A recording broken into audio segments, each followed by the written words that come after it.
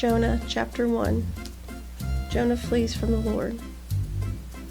The word of the Lord came from Jonah, son of Amittai. Go to the great city of Nineveh and preach against it, but its wickedness has come up before me. But Jonah ran away from the Lord and headed for Tarshish.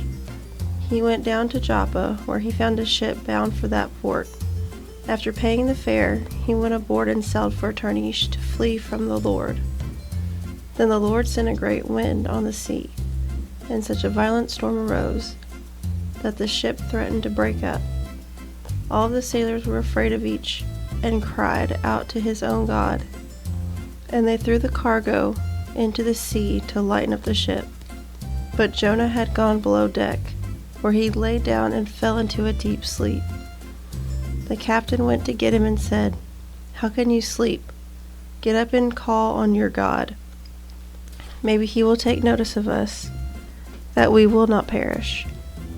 Then the sailors said to each other, "Come, let us cast lots and find out who is responsible for this calamity." They cast lots, and lot fell on Jonah. So they asked him, "Tell us, who is responsible for making all the trouble for us? What kind of work do you do? Where do you come from? What is your country? From what people are you?" He answered, "I am Hebrew, and I worship the Lord, the God of heaven, who has made the sea and the dry land." This terrified them, and they asked, "What have you done?" The sea was getting rougher and rougher, so they asked him, "What should we do to make the sea calm down for us?" "Pick me up and throw me into the sea," he replied, "and it will become calm. I know that it is my fault, and that this great storm has come upon you." Instead, the men did their best to row back to land, but they could not, for the sea grew even wilder than before. Then they cried out to the Lord, "Please, Lord, do not let us die for taking this man's life.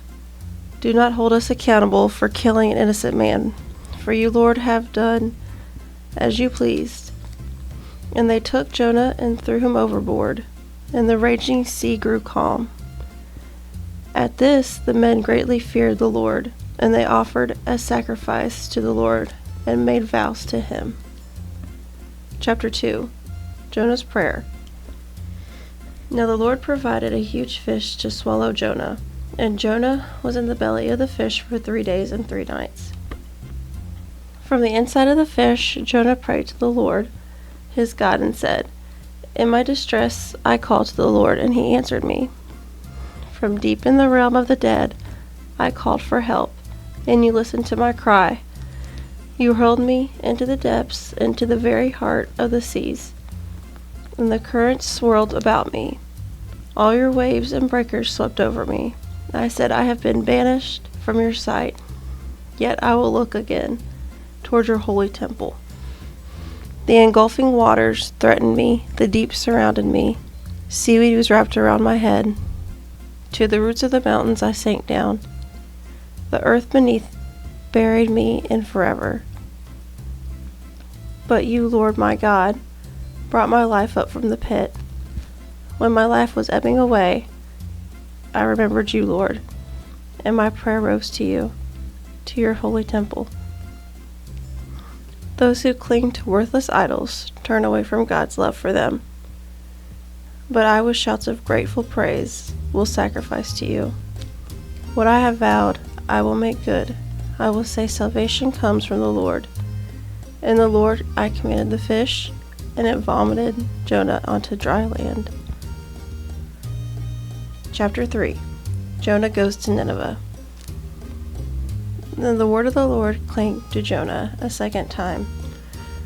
Go to the great city of Nineveh and proclaim it to the message that I give you. Jonah obeyed the word of the Lord and went to Nineveh. Now Nineveh was a very large city. It took 3 days to go through. Jonah began by going a day's journey into the city, proclaiming, 40 more days, and Nineveh will be overthrown.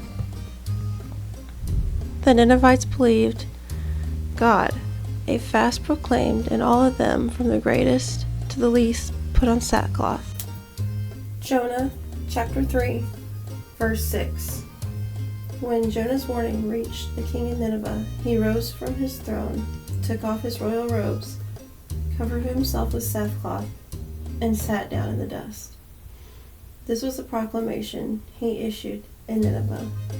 By the decree of the king, his nobles, do not let people, animals, herds, or flocks taste anything. Do not let them eat or drink, but let people and animals be covered with sackcloth.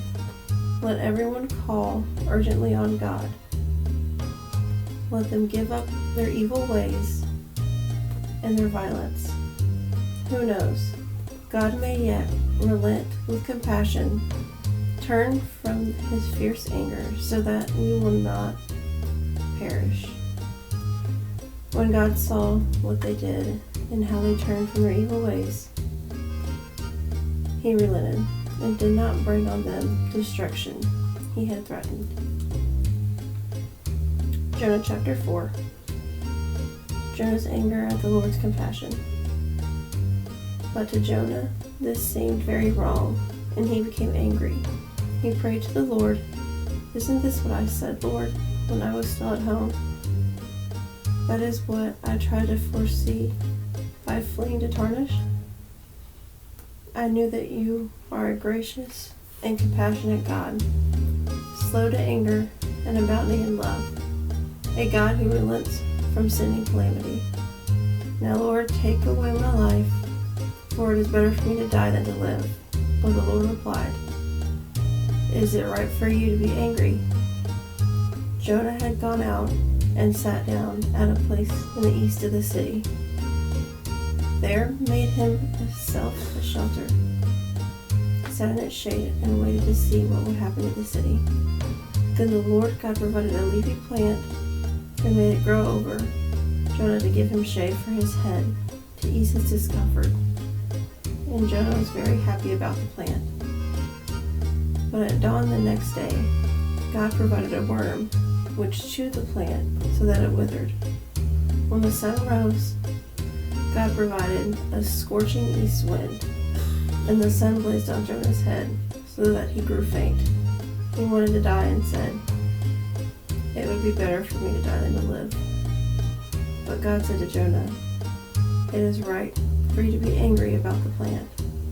"It is," he said, "and I am so angry I wish I were dead." But the Lord said, "You have been concerned about this plant, though you did not intend or make it grow. It sprang up overnight and died overnight. And should I not have concern for the great city of Nineveh, in which there are more than 120,000 people who cannot tell their right hands from their left, and also many animals?"